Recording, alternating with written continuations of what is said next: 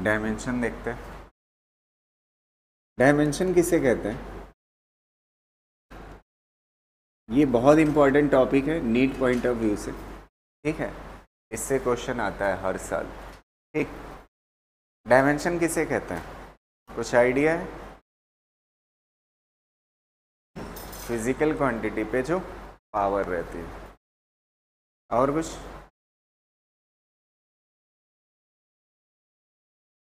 देखो, पावर वाली डेफिनेशन तो अभी मैं बाद में बात करूंगा, ठीक है।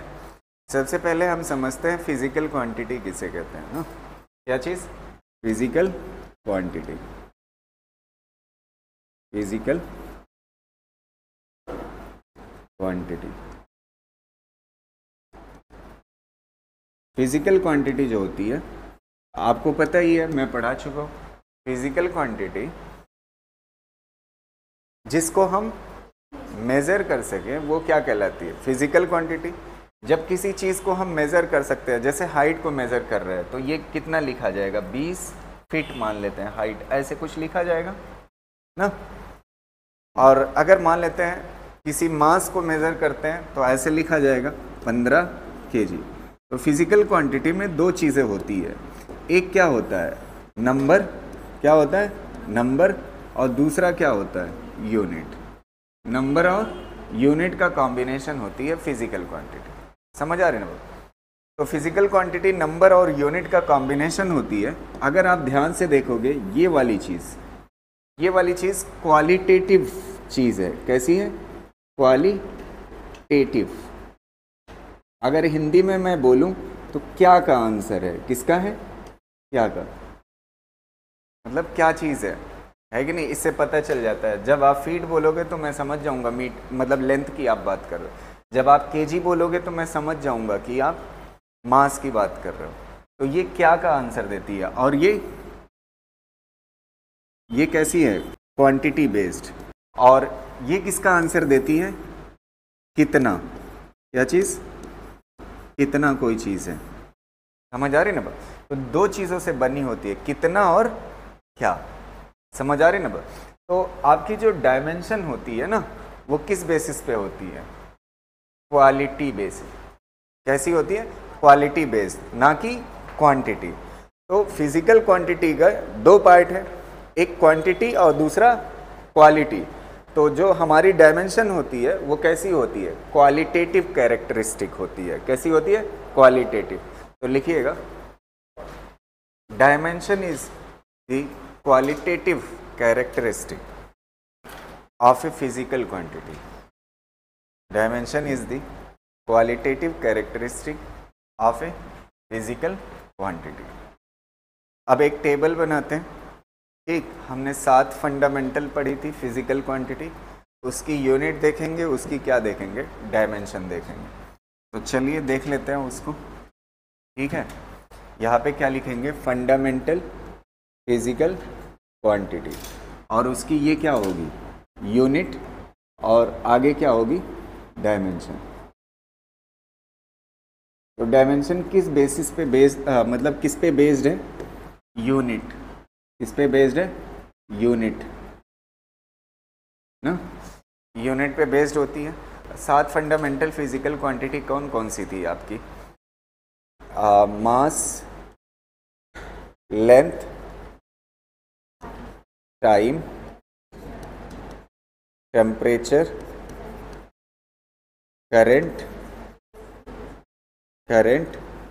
Luminous intensity,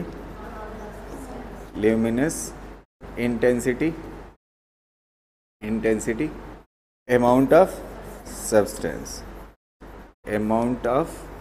substance. और सबकी यूनिट हम पढ़ चुके हैं, एसआई यूनिट ना। इसकी मास की क्या होती है? केजी। और लेंथ की क्या होती है? मीटर ना। और टाइम की क्या होती है? सेकंड। और टेम्परेचर की क्या होती है? केल्विन ना, केल्विन। और करंट की क्या होती है? एम्पियर ना। और ल्यूमिनस इंटेंसिटी की? कैंडेला। और इसकी क्या होती है? मोल ना।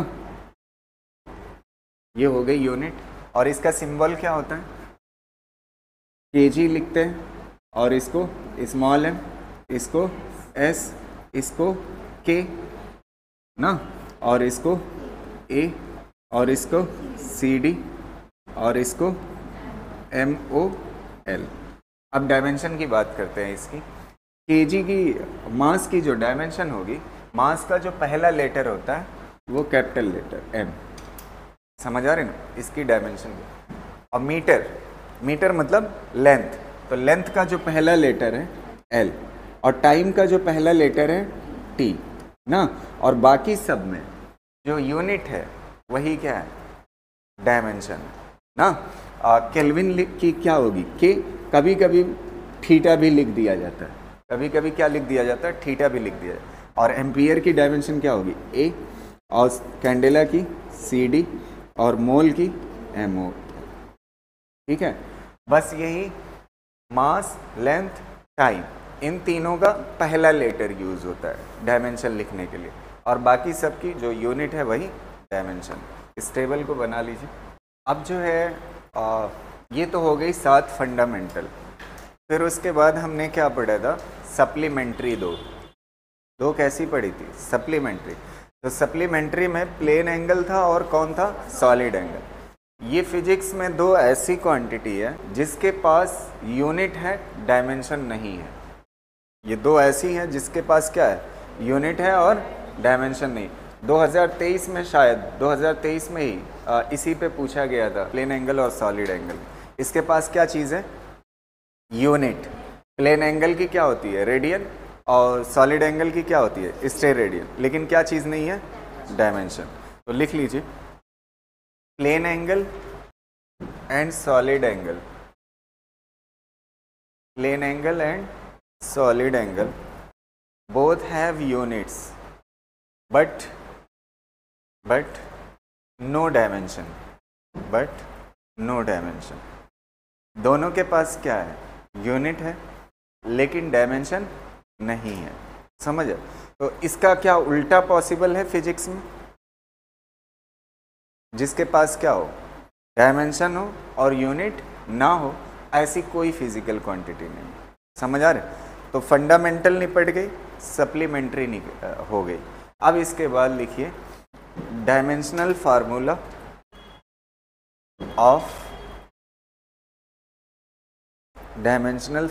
Of some derived physical quantities. तो डिराइव्ड फिजिकल क्वांटिटीज, एक टेबल इसका भी बनाते हैं हम। ठीक है,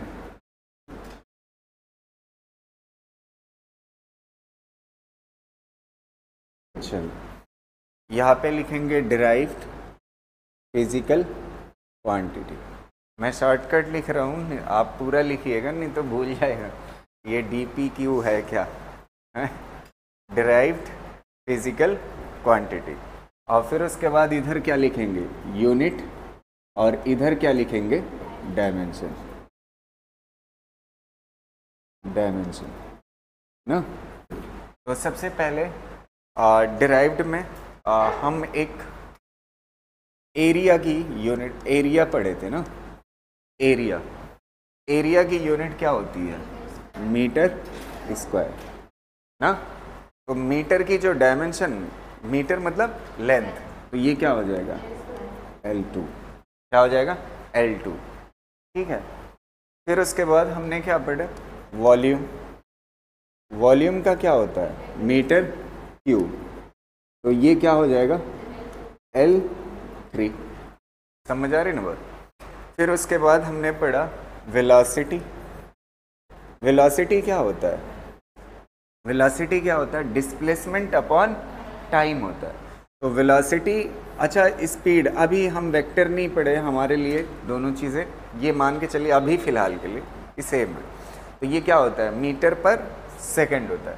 तो मीटर पर सेकंड, मीटर मतलब क्या होता है? लेंथ, और सेकंड मतलब क्या होता है? टाइम। जब इसको t को ऊपर ले जाओगे तो क्या हो जाएगा? LT-1। समझ आ रही ना बात? फिर हमने पढ़ा एक्सीलरेशन। क्या पढ़ा? एक्सीलरेशन एक्सीलरेशन जो होता है, एक्सीलरेशन क्या होता है? Velocity upon time. एक्सीलरेशन क्या होता है? Velocity upon time. तो पहले वेलोसिटी की यूनिट लिखिए मीटर पर सेकंड, ये तो हो गई वेलोसिटी। अब किसका बच रहा है? टाइम। टाइम की क्या होती है? सेकंड। तो ये क्या हो जाएगा? मीटर पर सेकंड। इस मीटर को आप क्या लिखोगे? एल, और टाइम को क्या लिखोगे? t2। तो ये क्या हो जाएगा? lt minus 2। ये हो गया एक्सीलरेशन ना। अगर एक्सीलरेशन को मास से मल्टीप्लाई कर दो तो क्या बन जाता है? फोर्स। क्या बन जाता है? फोर्स। तो फोर्स इज इक्वल टू क्या होता है? Mass into acceleration. तो मास की यूनिट क्या होती है? केजी, और एक्सीलरेशन की आपने लिख रखा है मीटर पर सेकेंड स्क्वायर। तो केजी को आप क्या लिखोगे? एम, और मीटर को आप क्या लिखोगे? एल, और टाइम को आप क्या लिखोगे? t2। ऊपर जाएगा तो क्या हो जाएगा? M L T minus 2। इसको कर लीजिए। अब आगे देखते हैं मोमेंटम। मोमेंटम जानते हैं क्या होता है? मोमेंटम का फार्मूला कभी आप पढ़े हो? मोमेंटम, मोमेंटम इसको दिखाते हैं P से, और P इज इक्वल टू होता है मास इनटू वेलोसिटी। अच्छा, मास की यूनिट क्या होती है? केजी, और वेलोसिटी की क्या होती है? मीटर पर सेकंड। केजी की जगह पे आप क्या लिख सकते हो? m, मीटर की जगह पे l डिवाइड बाई t। तो ये क्या हो जाएगा? m l t minus 1। यहाँ तक कोई दिक्कत? अब अगला देखो, एक चीज़ और होता है, मोमेंटम डिवाइड बाई टाइम जानते हैं क्या कहलाता है? फोर्स कहलाता है। क्या कहलाता है? फोर्स। मोमेंटम की यूनिट आपके सामने लिखी हुई है केजी मीटर पर सेकंड ना। ये हो गया मोमेंटम। अच्छा, टाइम का क्या होता है? सेकंड। तो यहाँ पे सेकंड एक और आएगा तो क्या हो जाएगा? सेकंड स्क्वायर ना। तो अब केजी का क्या हो जाएगा? एम, मीटर मतलब एल, और टी 2 हो जाएगा। ऊपर जाएगा तो क्या हो जाएगा? M L T. समझ आ रही नंबर? क्लियर है? तो फोर्स का यहाँ से भी निकाल सकते हो, मास इनटू एक्सीलरेशन से, या मोमेंटम डिवाइड बाई टाइम से। फोर्स हो जाने के बाद एनर्जी, किसकी? एनर्जी ना। अब एनर्जी मतलब क्या कह सकते हो? वर्क भी बोल सकते हो। क्या बोल सकते हो? वर्क ना। चाहे काइनेटिक एनर्जी हो, चाहे पोटेंशियल एनर्जी हो, चाहे हीट एनर्जी हो, चाहे वर्क हो, ये सब की डायमेंशन क्या होगी? सेम होगी, बस उसमें एनर्जी लगा हो वर्ड। ठीक है? ये किसके बराबर होता है? फोर्स इनटू डिस्प्लेसमेंट के। तो फोर्स क्या है बताइए? केजी मीटर पर सेकंड स्क्वायर। ये हो गया फोर्स। अच्छा, डिस्प्लेसमेंट, डिस्प्लेसमेंट मतलब क्या होता है? लेंथ। लेंथ मतलब मीटर। तो 1 मीटर और मल्टीप्लाई होगा तो क्या हो जाएगा? Metre square. केजी मतलब क्या हो जाएगा? एम। केजी मतलब क्या हो जाएगा? एम, और मीटर मतलब क्या हो जाएगा? L2, और ये टाइम का क्या हो जाएगा? 2। ऊपर जाएगा तो क्या हो जाएगा? M L2 T minus. समझ आ रही ना? पर किसका हो गया? ये एनर्जी का। और आपने ये सुना होगा एक चीज होती है टॉर्क। क्या होती है? टॉर्क ना। टॉर्क होती है। टॉर्क जो होता है वो भी क्या होता है? फोर्स इनटू डिस्प्लेसमेंट होता है। क्या होता है? फोर्स इनटू, लेकिन लिखा पहले एस जाता है, रीजन ये सब आपको आगे पता चले। तो जो एनर्जी का फार्मूला है वही फार्मूला किसका है? टॉर्क का। दोनों में फर्क होता है। दोनों में फ़र्क क्या होता है? थोड़ा सा मैं आपको, ताकि दिमाग में रखने में आसानी हो जाए। ठीक है? जब ऐसे, ये मान लेते हैं कोई बॉडी है, उसका ये एक्सिस वाला वेक्टर है, ये एक्सिस वाला एस वेक्टर है ना, ये एस है, और इसी लाइन में आप क्या लगा रहे हो? फोर्स ना। तो दोनों एक लाइन में है ना, फोर्स और डिस्प्लेसमेंट। इसका मल्टीप्लिकेशन ये है, वर्क कहलाता है। और अगर ये बॉडी ऐसे है, ठीक है, बॉडी ऐसे है ना, और ये हो गया डिस्प्लेसमेंट वेक्टर, और फोर्स आपका ऐसे लग रहा है, फोर्स ये कितना डिग्री है बताइए? 90 डिग्री ना। तो ये क्या कहलाता है? इसका मल्टीप्लिकेशन आपस में क्या कहलाता है? टॉर्क कहलाता है। तो दोनों में फ़र्क है, इस पे रोटेशनल मोशन है और इस पे वर्क पावर एनर्जी है। समझ आ रही ना? लेकिन यूनिट क्या होगी? सेम, तो डायमेंशन भी क्या होगी? सेम। समझ आ रही ना? क्लियर रहेगा ना यहाँ तक? इसको कर लीजिए। अब बात करते हैं पावर की। किसकी? पावर की।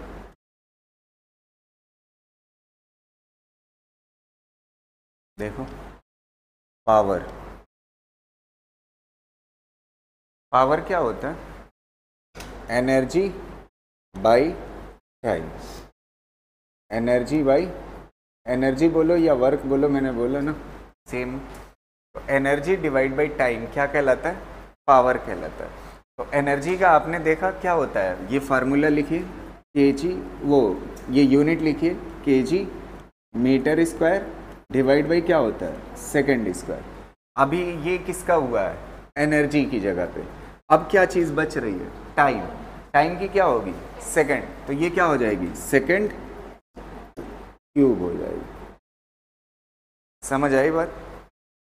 एनर्जी की केजी मीटर स्क्वायर पर सेकंड स्क्वायर थी, अभी टाइम बचा हुआ था, टाइम की क्या होती है? सेकंड। तो क्या हो गया? Second cube. अब केजी का क्या होगा? एम, और मीटर का क्या होगा? L2, और ये क्या हो जाएगा? T3। ऊपर जाएगा क्या हो जाएगा? ML2 T minus. समझ आ रही ना बात? ये किसका हो गया? पावर का। ठीक है। अब आप एक और देखिएगा, प्रेशर का। किसकी? प्रेशर की। प्रेशर क्या होता है?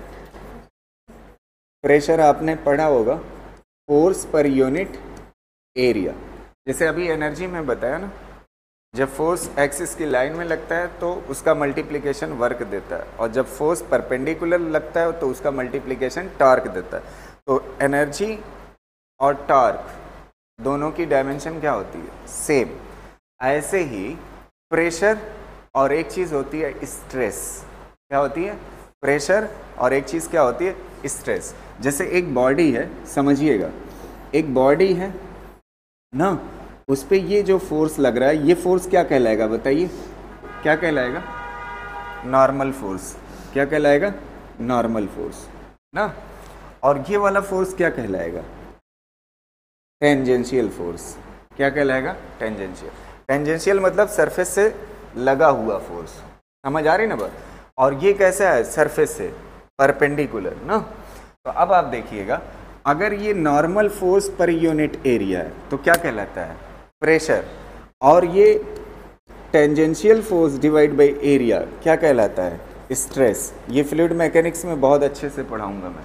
तो इससे पता चलता है इन दोनों की डायमेंशन क्या होगी, क्योंकि यूनिट क्या होगी? सेम, फार्मूला सेम है, तो डायमेंशन भी क्या होगा? सेम। अच्छा, फोर्स का अभी आपने पढ़ा, यूनिट क्या होती है? केजी मीटर पर सेकेंड। ये तो हो गया फोर्स। अच्छा, एरिया का क्या होगा? Meter square. तो एक मीटर से एक मीटर क्या हो जाएगा? कैंसिल। तो केजी, केजी मतलब m, और सेकंड मतलब T2, और मीटर मतलब L। ऊपर जाएगा तो क्या हो जाएगा? m L माइनस 1 और T माइनस 2। ये हो गया। समझ आ रही ना बात? ये वाला 2020 या 21 के 2020 के आसपास ये नीट का क्वेश्चन है, स्ट्रेस की डायमेंशन पूछा था। समझ आ रही ना बात? कर लीजिए। हो गया प्रेशर और स्ट्रेस। अब एक चीज़ हम समझते हैं, और फ्रीक्वेंसी की ना, या इसी में देख लेते हैं। एक चीज़ होती है साइक्लिक फ्रीक्वेंसी। क्या चीज़ होती है? Cyclic frequency. Cyclic frequency. और दूसरी चीज़ होती है एंगुलर फ्रीक्वेंसी। एंगुलर फ्रीक्वेंसी, या फिर इसी को एंगुलर वेलोसिटी भी बोलते हैं। क्या बोलते हैं? Angular velocity. ठीक है। एंगुलर फ्रीक्वेंसी को ही क्या बोलते हैं? एंगुलर वेलोसिटी बोलते हैं। इक्वल लगा दिया, मतलब वही चीज़ है, एंगुलर वेलोसिटी बोलो या एंगुलर फ्रीक्वेंसी बोलो। साइक्लिक फ्रीक्वेंसी क्या होती है? Number of cycle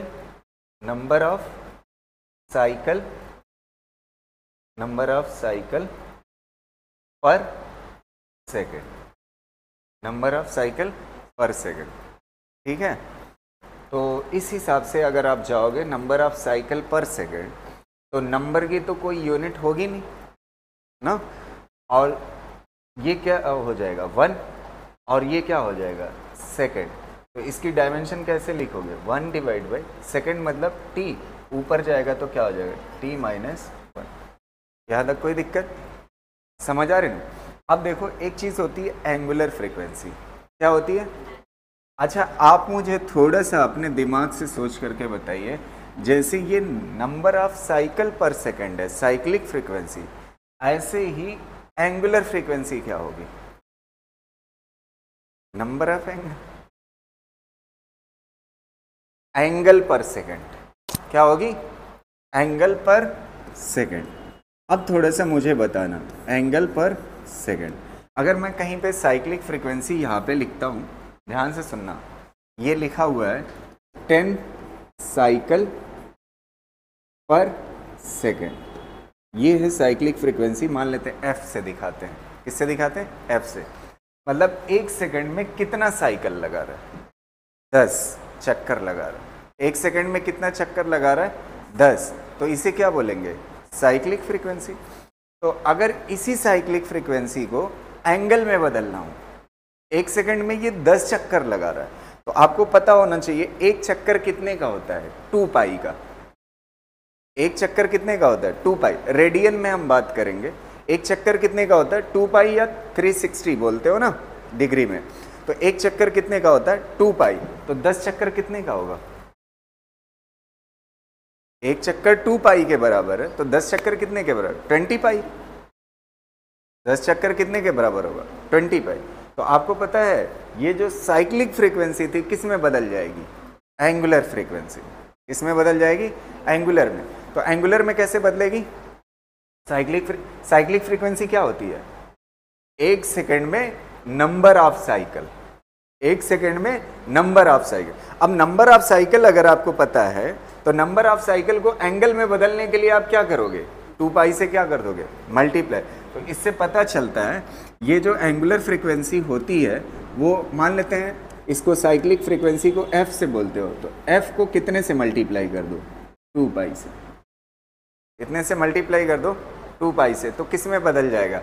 angular frequency या एंगुलर वेलोसिटी से। अरे भाई एक सेकंड में ये जितना चक्कर लगाता उसे क्या बोलते हैं? Cyclic frequency. तो एक सेकंड में मान लेते हैं 5 चक्कर लगाया, तो एक सेकंड में 5 चक्कर लगाया, तो ये क्या है? इसकी साइक्लिक फ्रीक्वेंसी। अगर एंगुलर जाननी होगी तो कितनी होगी? एक चक्कर में कितना होता है? 2 पाई। 5 चक्कर लगाया तो कितना हो जाएगा? 10 पाई। तो इससे पता चलता है कि 2 पाई इंटू साइक्लिक फ्रीक्वेंसी क्या कहलाती है? Angular frequency. और अभी मैंने बताया 2 पाई क्या है? एंगल। एंगल की कोई डायमेंशन नहीं होती, तो जो f की डायमेंशन है वही इनकी डायमेंशन। समझ आ रही ना बात? इसको कर लीजिए, क्लियर रहेगा। तो एक चीज़ आपने नोटिस की होगी, जितनी डिराइव्ड फिजिकल क्वांटिटीज़ की मैंने डायमेंशन बताई है अभी तक, उसमें एक चीज़ पता होगा कि अगर आपको यूनिट पता हो तो आप डायमेंशन लिख सकते हो ना। तो अब क्या है, मेरा थोड़ा सा पढ़ाने का तरीका अलग है। अब मैं यहाँ पे सारी फिजिक्स लंबी है कि नहीं, पूरा सिलेबस है, तो उसमें अभी जैसे परमिएबिलिटी की डायमेंशन क्या होती है, परमिटिविटी की डायमेंशन क्या होती है ना, तो ये सब ऑप्टिक्स में बहुत सारे टर्म हैं, मॉडर्न में बहुत सारे टर्म है कि नहीं। तो इन सब की डायमेंशन जो है ना, मतलब अभी से मुझे हर एक चीज़ के बारे में कैसे फील करा पाऊँ? आपने तो पूरी फिजिक्स तो देखी नहीं है कि नहीं। तो जैसे जैसे चैप्टर आगे बढ़ेगा, मैंने आपको इतना सिखा दिया कि कैसे करते हैं ना, अभी और कुछ कराऊंगा मैं, लेकिन पूरी फिजिक्स की अभी डायमेंशन इकट्ठा बता पाना मुश्किल है, क्योंकि ना आप एब्जॉर्व कर पाओगे ना मैं उतना एक्सप्लेन कर। और क्या किया जाता है कि पूरा पूरा ऐसे बल्क में दे दिया जाता है कि इसको रटो, रटने की ज़रूरत नहीं है। जब आप परमिएबिलिटी समझ जाओगे तो अपने आप निकाल लोगे। समझ आ रही ना? जब आप परमिटिविटी समझ जाओगे, खाली आपको क्या पता होना चाहिए, यूनिट, आप डायमेंशन आसानी से निकाल ले। तो तरीका मैं आपको सिखा दूंगा। कुछ चीज़ें ऐसी होगी जो चैप्टर के साथ जैसे ही टॉपिक आएगा तो सबसे पहले मैं उसकी 3 चीज़ें बताऊंगा। सबसे पहले बताऊंगा वो वेक्टर है या स्केलर है, फिर उसकी क्या बताऊंगा, डायमेंशन बताऊंगा, डायमेंशन है कि नहीं है वो भी बताऊंगा, डिपेंड करता है कि नहीं, वो किस चीज़ की हम बात कर रहे हैं, तो वो टाइम के साथ चैप्टर वाइज मैं बताता चलूँगा। समझ आ रही ना बात? तो चलिए अब आगे हेडिंग डालिए, dimensional formula for some constants, for some constants. थोड़ा सा और मैं आपको सिखाता हूँ कि कैसे निकाला जाएगा डायमेंशनल फार्मूला। कुछ कॉन्स्टेंट्स की बात करते हैं। इसको सबसे पहले हम देखते हैं रिफ्रैक्टिव इंडेक्स का। किसका देखते हैं? Refractive index. अब ये ऑप्टिक्स में दिखेगा।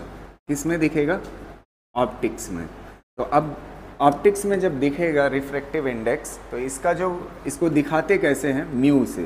कैसे दिखाते हैं? म्यू से। म्यू इज इक्वल टू क्या होता है? सी डिवाइड बाई वी होता है। क्या होता है? सी डिवाइड बाई वी। तो सी क्या है? Speed of light, speed of light in vacuum. इसमें वैक्यूम में। और ये क्या है? Speed of light, speed of light, light in any medium, in any medium. मतलब लाइट जो है अगर यहाँ पे कुछ नहीं है और वहाँ पे ट्रेवल कर रही है तो उसकी स्पीड क्या है? सी है। कोई भी मीडियम है उसके थ्रू जब लाइट चलेगी तो उसकी स्पीड क्या होगी? वी होगी। इसकी वैल्यू तो आपको पता होगी, 3 × 10⁻⁴ क्या होता है? 8 होता है। अच्छा, ये भी स्पीड, ये भी स्पीड ना, तो क्या हो जाएगा? कैंसिल हो जाएगा। तो कैंसिल हो जाएगा तो म्यू की कोई डायमेंशन होगी? तो इसको लिखने का 2 तरीका होगा, m0, l0, t0, या फिर ऐसे लिखा जाएगा 1। ठीक है? जिसकी डायमेंशन नहीं होती उसका क्या लिखा जाता है? 1 लिखा जाता है। आप ये ना समझिएगा कि 0 लिख दें, डायमेंशन नहीं ना। हो गया। अब हेडिंग डालिएगा ग्रेविटेशनल कांस्टेंट।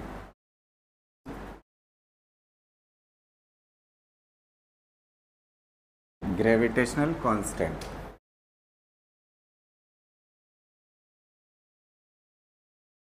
ग्रेविटेशनल कांस्टेंट ना, देखते हैं।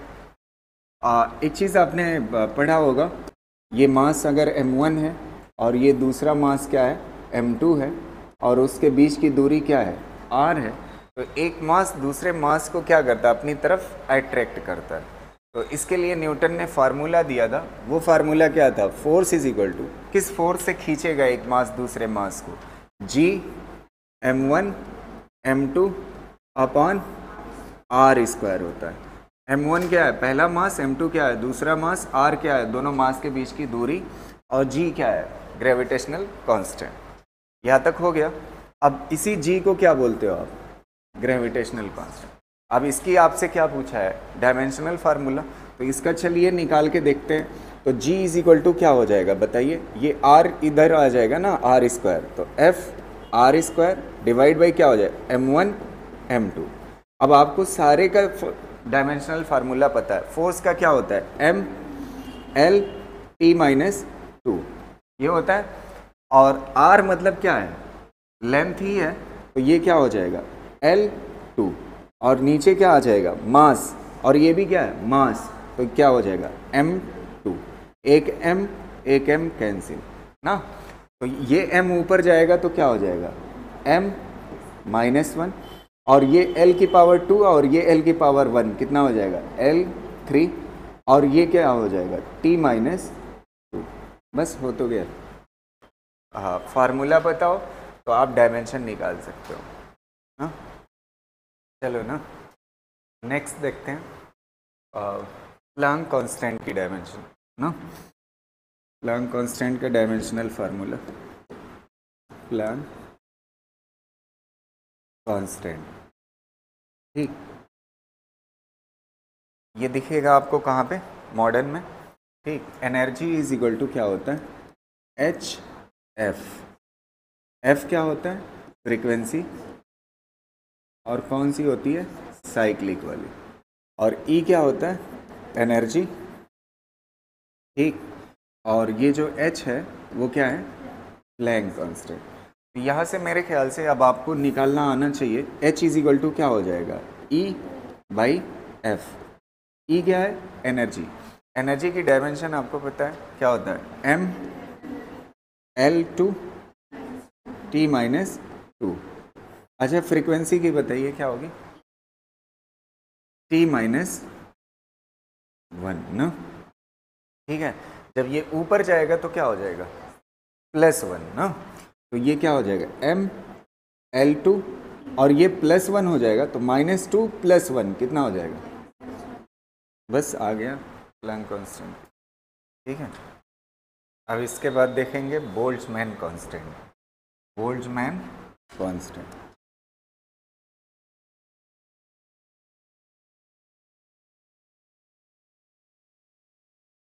ये कहाँ पे दिखेगा, है फिजिक्स में कुछ पता है, कहाँ पे दिखता है बोल्ट्जमैन कांस्टेंट, केटीजी में। किसमें दिखता है, KTG, kinetic theory of gases. PV is equal to क्या होता है, केटी, वो वाला नहीं, पीवी इज इक्वल टू है ना, पीवी इज इक्वल टू क्या होता है, केटी होता है। तो यहाँ पे पी क्या है, प्रेशर, वी क्या है, वॉल्यूम, इस बार आप निकालिएगा, और टी क्या है, टेम्परेचर ना, टी क्या है, टेम्परेचर, और के क्या है, बोल्ट्जमैन कांस्टेंट। बोल्ट्जमैन कांस्टेंट की क्या पूछा है, डायमेंशन। आपको प्रेशर की पता है, वॉल्यूम की पता है, टेम्परेचर की थीटा में लीजिएगा, टेम्परेचर की केल्विन होता है ना, के से आप करते हो, बल्कि थीटा से दिखाना, क्योंकि बोल्ट्जमैन भी के से है ना। चलो, के इज इक्वल टू क्या हो जाए, P V by T. P क्या होता है, एम एल माइनस वन, और क्या होता है, टी माइनस टू, यही होता है ना प्रेशर का। वॉल्यूम का क्या होता है, एल की पावर 3, और टेम्परेचर का क्या होगा, थीटा। ये मत लेना क्योंकि इससे लैप करेगा। ठीक है, अब आप देखिएगा यहाँ पे क्या हो जाएगा, एम एल की पावर 3 और ये माइनस वन कितना हो जाएगा, एल टू, और ये टी माइनस टू, और ये क्या हो जाएगा, थीटा माइनस ऊपर जाएगा। बोल्ट्जमैन कांस्टेंट की हो गई, कर लो। नेक्स्ट देखें,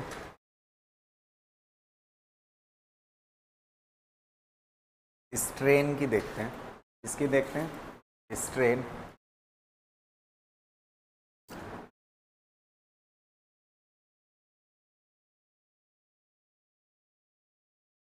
स्ट्रेन जानते हैं किसे कहते हैं, change in length, change in length divide by original length, original length. ठीक है, change in length divide by original. देखो ये क्या होता है, अभी मैंने एक जगह वर्ड यूज़ किया था स्ट्रेस। क्या वर्ड यूज़ किया था, स्ट्रेस। अगर यहाँ पे फोर्स लगाते हो, यहाँ पे क्या लगाते हो, फोर्स, या वेट लटकाते हो, तो जैसे जैसे ये वज़न बढ़ाओगे इसकी लेंथ क्या होगी, बढ़ेगी। और ऐसे बढ़ करके मान लेते हैं यहाँ तक पहुँच गई ना, तो ये वाली दूरी क्या कहलाएगी बताइए, चेंज इन लेंथ। क्या कहलाएगी, चेंज इन लेंथ। और ये वाली दूरी ओरिजिनल लेंथ। बस यही होगी, change in length divide by. और ये जो वेट लटकाए हो ना, वेट लटकाने से क्या पड़ रहा है, स्ट्रेस पड़ रहा है। क्या पड़ रहा है, स्ट्रेस।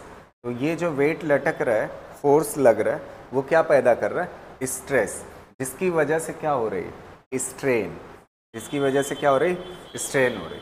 अब इसका डायमेंशनल फार्मूला देखना है, तो डेल्टा एल को आप क्या लिख सकते हो, L2 minus L1 divide by क्या हो जाएगा, L2 माइनस L1, और इसको भी L को क्या लिख सकते हो, L1, यही तो इनिशियल है ना, जहाँ से चेंज होना शुरू हुआ तो वो क्या है, L1 है। तो अब आप बताइए डायमेंशनल फार्मूला क्या होगा, इसकी क्या होगी L, और इसकी भी क्या होगी L, और इसकी भी क्या होगी L, लेंथ है, तो कितना आएगा बताइए, हैं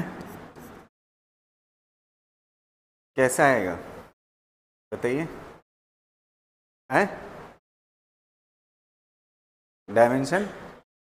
डायमेंशन लेस ना, L में से L जाएगा तो आप ये ना समझिएगा ज़ीरो होगा ना, लेंथ में से लेंथ घटाओगे तो लेंथ आएगी, क्या आएगी, लेंथ, डिवाइड बाई क्या होगा, लेंथ, तो ये क्या हो जाएगा 1 बोलो या फिर M0 L0 T0। तो स्ट्रेन कैसा होता है, डायमेंशन लेस। एक मिनट, मैंने आपको डेफिनीशन बताया था, डायमेंशन जो होती है वो कैसी होती है, क्वालिटेटिव कैरेक्टरिस्टिक होती है, कैसी होती है, क्वालिटेटिव कैरेक्टरिस्टिक। अच्छा ये दो चीज़ें हैं, ये दो है, दो क्या है, नंबर, और मार्कर इसकी क्या है, क्वालिटी, क्वालिटी क्या है मार्कर, और क्वांटिटी कितनी है, दो। तो मैंने आपको बोला था ना, ये डायमेंशन किस बेसिस पे होता है, क्वालिटेटिव कैरेक्टरिस्टिक। तो अगर क्वांटिटी की बात छोड़ दी जाए, क्वालिटी पे आया जाए, अभी ये क्या है, मार्कर, इसको हटा दूंगा तब भी क्या होगा, मार्कर ही रहेगा, इस पे फर्क नहीं पड़ता। तो ये बात, वो जो डेफिनेशन लिखाई है मैंने, वो यहाँ से पता चलती है, समझ आ रही ना बात, कि लेंथ में से लेंथ करोगे तो क्या आएगा, लेंथ। अच्छा टाइम स्क्वायर में से टाइम स्क्वायर माइनस करोगे तो क्या आएगा बताइए, क्या आएगा, टाइम स्क्वायर आएगा। ये बात क्लियर रहेगी ना, समझ आ रही ना बात, डायमेंशन के हिसाब से, ठीक, कर लो इसको। अब हेडिंग डालिएगा, molar specific heat, molar specific heat, इसकी आप निकाल करके बताइएगा, मोलर स्पेसिफिक हीट की क्या होगी ना, molar specific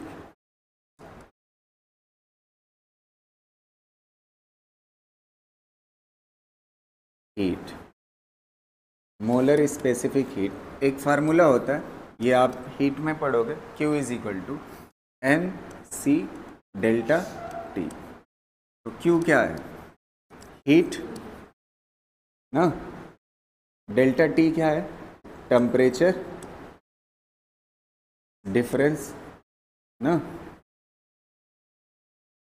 temperature difference, N क्या है, मोल ना, एन क्या है, मोल, और सी क्या है, तो सी की डायमेंशन निकाल करके बताइए, सबकी आपको पता है, मैंने क्यों मतलब बताया था ना, एनर्जी, हीट की जगह पे किसकी रखना है, एनर्जी की।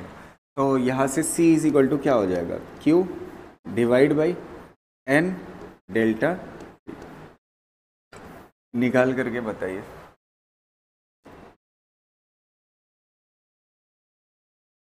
एनर्जी की क्या हो जाएगी, ml2 T-2, यहाँ पे मोल, और यहाँ पे टेम्परेचर की हीटर, तो ये क्या हो जाएगा, ml2 T-2 मोल -1 हीटर।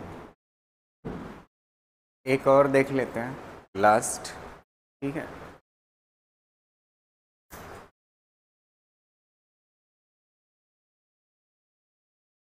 अब विस्कोसिटी, क्या चीज़ देखेंगे, विस्कोसिटी की, विस्कोसिटी, विस्कोसिटी जानते हैं किसे कहते हैं विस्कोसिटी। थोड़ा सा फील के लिए बता रहा हूँ, इसमें भी बहुत सारी चीज़ें बतानी पड़ेगी मुझे अगर पूरा समझाना है, लेकिन थोड़ा सा मैं बता रहा हूँ। दो फ्लूइड की लेयर हो, कितनी, दो, उनके बीच में एक लेयर दूसरे लेयर पे जो रेजिस्टिव फोर्स लगाता है, क्या लगाता है? रेजिस्टिव फोर्स, रोकना चाहता है, उसे ही क्या बोलते हैं? विस्कोसिटी बोलते हैं। उसे ही क्या बोलते हैं? विस्कोस। किसकी लेयर हो? दो फ्लूइड की लेयर। फ्लूइड मतलब लिक्विड और गैस, लिक्विड और गैस, दो फ्लूइड की लेयर हो। समझ आ रही ना बात?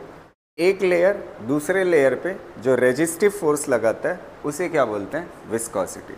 जैसे पानी को अगर इस ज़मीन पे छोड़ दिया जाए ना तो बड़ी तेज़ी से फैलेगा, लेकिन सॉस जो हम लोग खाते हैं ये रेस्टोरेंट में, ठीक है, बर्गर वर्गर के साथ रहता है, उसको जब आप उस पर रखते हो, गिराते हो, तो उतनी तेज़ी से नहीं फैलता। क्यों? क्योंकि सॉस की विस्कोसिटी क्या है? ज़्यादा है, और वाटर की विस्कोसिटी क्या है? कम है। तो कहने का सेंस ये है, विस्कोसिटी कैसा फोर्स है? रेजिस्टिव फोर्स है दो फ्लूइड की लेयर्स के बीच में। समझ आए? और इसको दिखाते कैसे? नीटा से। और इसका मैं सीधा यूनिट बता रहा हूँ और डायमेंशन बता रहा हूँ, क्योंकि फोर्स से डिराइव करूँगा फिर मुझे वहाँ पे वेलोसिटी, ग्रेडियंट और बहुत सारी चीज़ों की बात करनी पड़ेगी, तो उसका कोई मतलब नहीं बनता अभी। ठीक है, तो विस्कोसिटी क्या होती है? इसकी यूनिट क्या होती है? केजी पर मीटर सेकेंड। इसको केजी की डायमेंशन क्या होगी? एम, और मीटर मतलब एल, और सेकेंड मतलब टी। तो ये क्या हो जाए? M L minus one T minus. ठीक है, क्लियर रहेगा ना? ठीक। ओवरऑल जो अभी तक आपने देखा, पहला रिफ्रैक्टिव इंडेक्स। रिफ्रैक्टिव इंडेक्स क्या है? एक कांस्टेंट है, और वो कैसा है? डायमेंशनलेस। एक उसके जस्ट बाद आपने ग्रेविटेशनल कांस्टेंट भी देखा, जो कैसा है? डायमेंशन है जिसके पास। तो आपको फिजिक्स में दो तरह के कांस्टेंट दिखेंगे, डायमेंशन लेस भी और तो कांस्टेंट की डायमेंशन हमेशा आप ये ना समझिएगा कि कांस्टेंट डायमेंशन लेस होता है। डायमेंशन हो भी सकती है और नहीं। हाँ, नंबर की डायमेंशन नहीं होगी। इसकी नहीं होगी, नंबर की। लेकिन अगर फिजिक्स का कोई कांस्टेंट है जैसे ग्रेविटेशनल कांस्टेंट, तो इसकी डायमेंशन होगी। समझ आ रही ना? क्लियर रहेगा? तो ये था ओवरऑल आज का यहाँ तक। अब आज टाइम भी हो गया थोड़ा सा। कल मतलब नेक्स्ट क्लास में इसके क्वेश्चन कराएंगे और इसका एप्लीकेशन देखेंगे। जो सबसे पहला एप्लीकेशन है प्रिंसिपल ऑफ होमोजेनिटी, उसके ऊपर क्वेश्चन आपको कराएंगे। ठीक है? ठीक है, थैंक यू।